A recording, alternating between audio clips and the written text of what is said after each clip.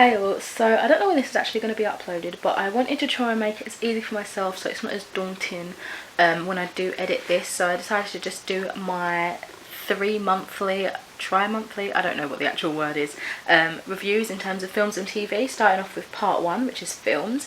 So this is spanning from April to May to June. Again, I don't know when it's going to be uploaded. I'm going to try and speed through this so it's not as daunting again when I go to upload it. So let's start with April, of course. So the first film I watched was Shazam, which I gave a 4.5 stars. It's about a boy trying to find his mother but stumbling upon this awesome power and having to stop the evil opponent who was denied said power. It's way more funny and more violent than I actually expected, but super cringe as well. I didn't know a lot of the story background, so it had a much more interesting plot than I actually imagined. Some characters were a little pointless to me, even after the use of them at the end, like some of the kids in the open house. I don't even remember most of their names, to be honest. The end credits with the little illustrations of Batman, and that was really funny, and the post-credits were obnoxiously funny. I did enjoy that.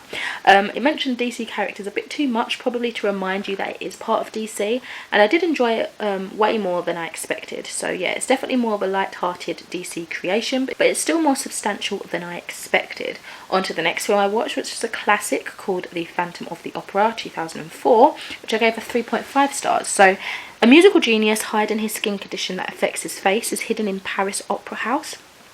Through his time there, he brings terror to the opera company and forces him to put his young protege into star roles, as he is in love with her, but she falls for another. To be honest, it doesn't sound like something that I would enjoy, but I wanted to make a point of being familiar with some classic media in some form, and I want to know more so I can appreciate books I want to read that are inspired by classics like this. So it may be the case where an actual theatre performance may be a better experience, but I just watched it how I had the means to. Judy Chelly, I think that was her name, the diva at the start, was so obnoxious. It was kind of funny, but mostly I just wanted her to shut up.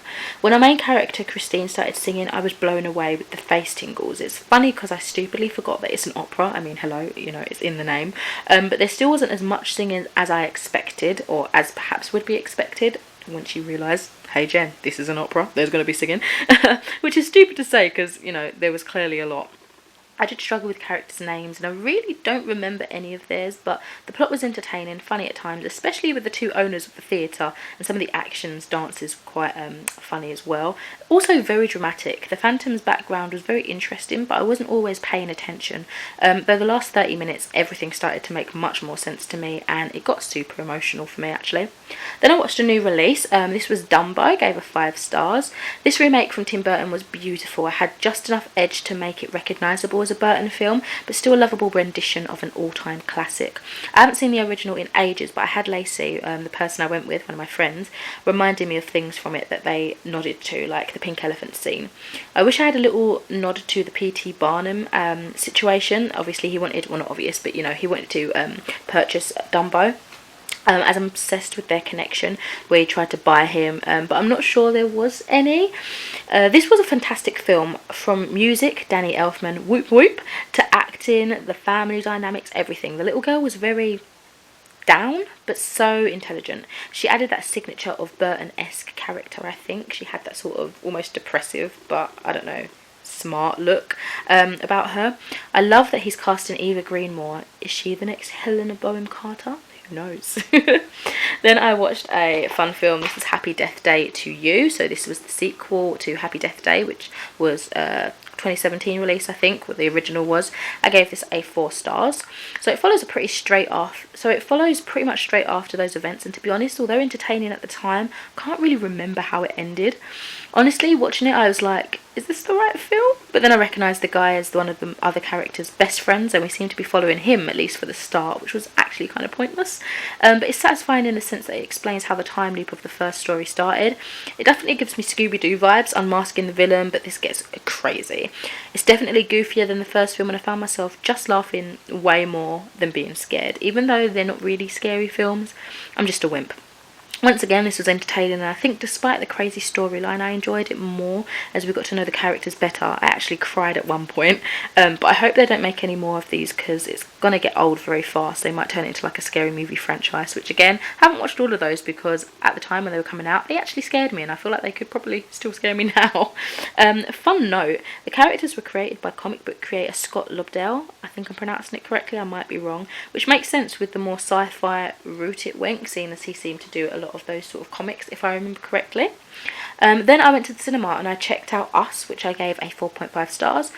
Damn, this was crazy. I appreciated the humour, and to compare, Get Out was far scarier, but it was more creepy with the unsettling movements and the smiles, etc.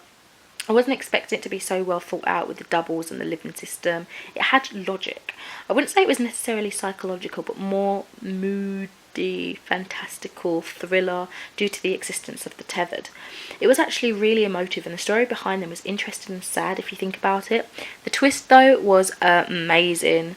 I started expecting things right at the very end, just when I think they wanted us to, and just when it seemed like another character was thinking along the same lines. The noises they made, oh my god, they sounded like some sort of screamo, but the music was fantastic, and I loved that we got a main black cast. And as controversial as this may sound, that they were of a darker shade, because in a lot of media it's just lighter skinned people with the bigger roles, and I know that colorism, you know, is a thing, so it was nice to see a different depiction of multiple shades sort of thing, like a different shade in the media. You can fight me on this if you want, but colorism, as I said, I believe it's a thing. Anyway, I adore Jordan Peele as a director now, and I will keep an eye out for anything he brings out. After that, I watched something on YouTube called The Retreat 2019, which I gave a 3 stars. So it's by Sasha Alsberg and Tara Matharu. This is a mini lost footage type thriller, creepy house style thing that I decided to watch. I watched Sasha Booktopia on BookTube, and Tara Matharu is the author of the novice Summoner books, and I think he's just come out with a new series as well.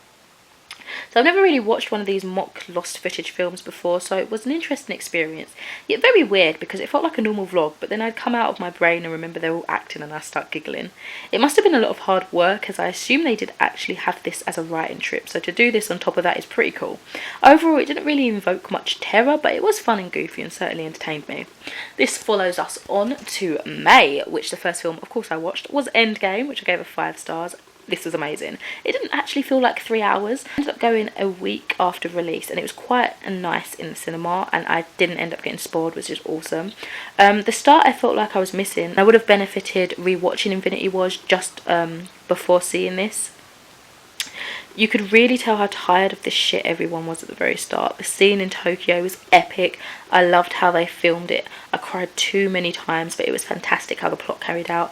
I did expect to see more of Captain Marvel, and I think that's a lot of things that people are saying on the internet as well, so that was a bit of a bummer, just because it felt hyped from her film that she was going to be quite a big role in this. At least that's how it felt for me. The city bit did feel a little bit choppy, but the way it was woven in was very good. Like, it was pretty great. I feel like in order to restore half of the heroes, they had to sort of compromise subconsciously with the fans and take away some of the big guns in exchange. So I'm really overwhelmed, but this was epic. Like, there was a bit of Mighty Morphin Power Rangers moments, and honestly, it was just fantastic. After that, I saw another new release. I think a lot of these were new releases afterwards. So I went to see Detective Pikachu. I actually missed the beginning, but this was very entertaining. I gave it 3 stars. Quite emotional in terms of Tim's parental background. I was in one of the X screens. I don't know if you've heard of those in the cinemas. I know it's in the Cineworld cinemas, but I don't know if any of the others do them. And that was certainly a trippy experience with screens literally all around. It was like 3 screens, but not too bad, as it wasn't all the time. I think it would have made me a bit sick otherwise. It was cool to see Rita Ora, and also the actor from Waterloo Road. I think he was an art teacher or something, or a music teacher. I used to kind of stalk him a little bit and see like all that he was in. I can never remember his name though. I feel like Lucy was kind of a bad actor, too over the top. Like, I get that's how she is in the cartoon, but it didn't translate that well into like live action. I wasn't too keen on the reveal surrounding the dad's disappearance, but I did like it at the end. Next up, I went to see Rocketman, which I gave a 5 stars. Honestly, absolutely fantastic. I remember thinking, no, it's only been an hour, but I was busting for a wee at that point, and then I was shocked when it ended. I was like, oh, so soon. It was beautifully done. I wonder if that was him actually singing and playing the piano like the actor, or if they sort of did some sort of dubbing, editing, I don't know. It was just so sad but really magical, like magical realism. Beautiful how they did that. I would have liked to have seen more in regards to when he married a woman, and that's something I never knew about him. About Elton John, obviously, is who I'm talking about. Was it as short as the movie made it appear? I'm not sure. It was interesting to see the parallels with the abusive or manipulative partner, or slash manager to Freddie Mercury that was in Bohemian Rhapsody, which is what I really enjoyed. I think it was last year it came out. I know they're different stories, but I don't typically watch music-related films, and I think I've watched 3 over the past this year and last year. And obviously I'm seeing a bit of similarities within the music industry, which is interesting. I loved recognising a lot of the cast, but some of them I couldn't exactly remember because they looked really different in that era's style. To be honest, they fit so much in with the musicality of it, balancing the emotive acting scenes too, that I can't really complain at all. I never knew about Elton's life, and I think this did it well in my opinion. And it's like they remade the music video at the end. It's so cool. I just wish they took us a little bit further into now, and like, you know, the charities that he works with in his life now and everything like that. But still, we did get a lot, and I'm very grateful for the content.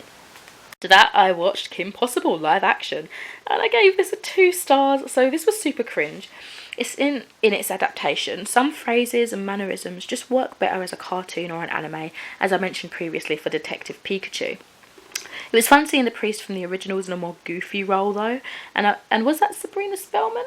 But with darker hair, you know, the actress. No, wait, no. I think it was Willow from Buffy. Sorry, confused. They tried way too hard to make it more modern, what with the Instagram name drop and the Amazon online shopping, Comic-Con, all of that.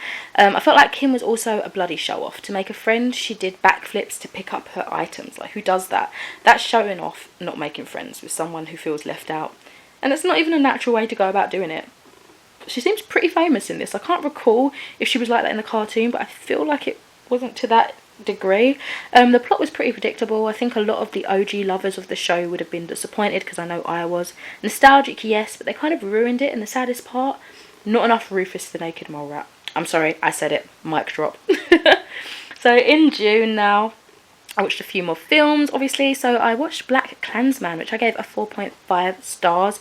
I've already done like a book versus film. Well, I need to do a book versus film for this review, so I will not talk about this, but I thought it was fantastic. After that, I watched King Arthur, Legend of the Sword, which I gave a 4 stars. So when I saw the trailer for this, all I could think of was, this is very British, like, not British, like British of today. They sound very laddish and not, like, Arthurian. I never know how to pronounce that. Straight away I was like, okay, this may be an interesting take, as I wasn't expecting this sort of intense magic and like massive war elephants. It did make me chuckle as I noticed Miranda from BBC Merlin in this. I guess she likes her Arthurian TV and films. The beginning was pretty slow, and I didn't really get a proper grasp of who was who. The detective from Humans was really good in this. I hadn't seen him in anything other than that, so it was cool to see him in a different role. And I thought that was David Beckham. And that guy from Game of Thrones, the one with that was good with his words, is probably dead in the show. I'm not caught up. Please don't spoil me. And Freddie Fox, his real name, I think, from that Connecting Channel 4 series, you know, Cucumbers, Tofu, etc. I think I did a review on Cucumbers back in the day. Anyway, was that Denny from EastEnders? I don't know. As you can tell, I love recognising people, particularly when I recognise them from smaller TV shows in film. Oh, I'm so proud of you. I quite like how they filmed it. It's choppy, action-like, and I loved how they were explaining the plans. You saw it happening. Saves time for more content, I feel, but overall it was an interesting style for this type of film. Kind of reminded me of last year's Robin Hood. I like that this showed ethnic diversity, even just a little bit, and that the Merlin-type figure was female. It gave that modernity that it definitely wouldn't have had back in that century. So I really enjoyed the arrogance of this Arthur. It felt good-natured and natural. This was just surprisingly so much better than I anticipated. I really enjoyed that. So the last film I watched that I'm going to note is Aladdin, the live action film that recently came out, which I gave a 5 stars. This was so good. Not as cringy as the Cinderella live action adaptation, but definitely cringe in a good way. Will Smith definitely made it for me. At first I thought he was a bit too like Robin, but he really put his own flair on it. I loved the culture fusion with the traditional music and the dancing mixed with hip hop. Super emotional, great production, and I enjoyed it as much as when I saw it on Broadway a couple of years back. that had its own flair too. Just a quick special mention, I guess, I also had a few rewatches. I watched once again Woman in Black, The Cure for Wellness, and I watched most of Forgetting Marshall, which I hadn't seen before, and found it bloody hilarious. I'm gonna have to watch that from the beginning. I think that's such a feel-good, hilarious film. Like, I don't know how I haven't seen it before. Tinkerbell, most of Ranko Unchained, again for the first time. I'm gonna have to sit down and check that out properly, and World's End. So yeah, that's it for this video. I think I did it quicker than I expected. Let me know what you've been watching, what you thought of the films I watched, and I'll speak to you in another video soon. Bye.